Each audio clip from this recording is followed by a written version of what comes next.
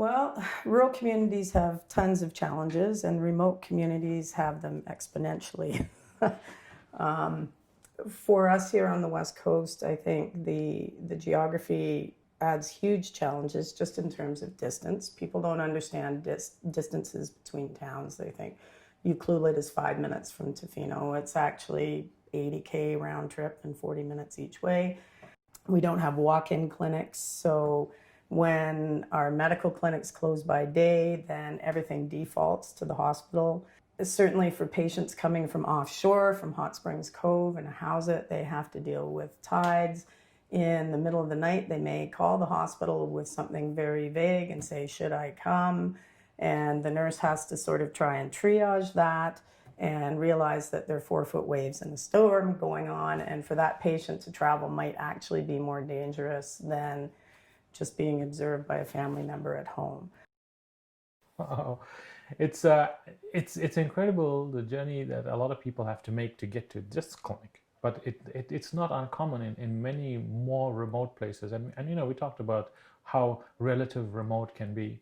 It's amazing that people still are invested in themselves. And I think it's also up to us as healthcare providers to meet them on that journey of their investment, because they're there, we're kind of there, and we all just need to be on the same path so that we get that care delivery done.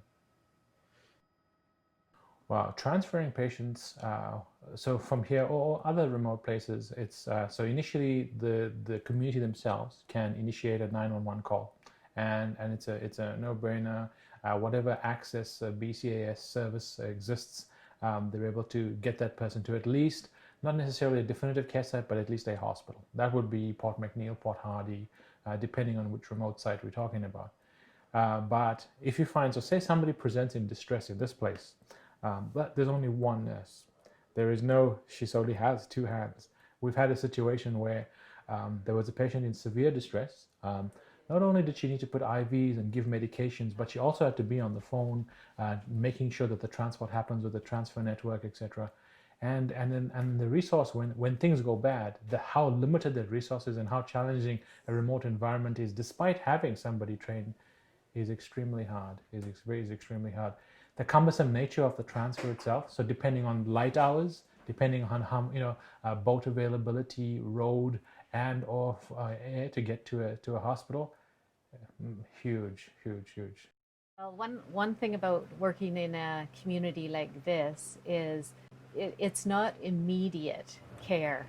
Sometimes people have to wait for a prescription to come in if we don't have enough in stock, and that can be dependent on the transportation. There's a mail plane that comes in every other day.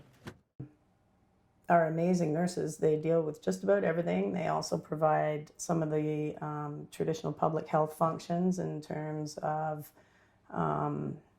immunizations, well women clinics, and support that would normally be provided by other island health services that don't get out there.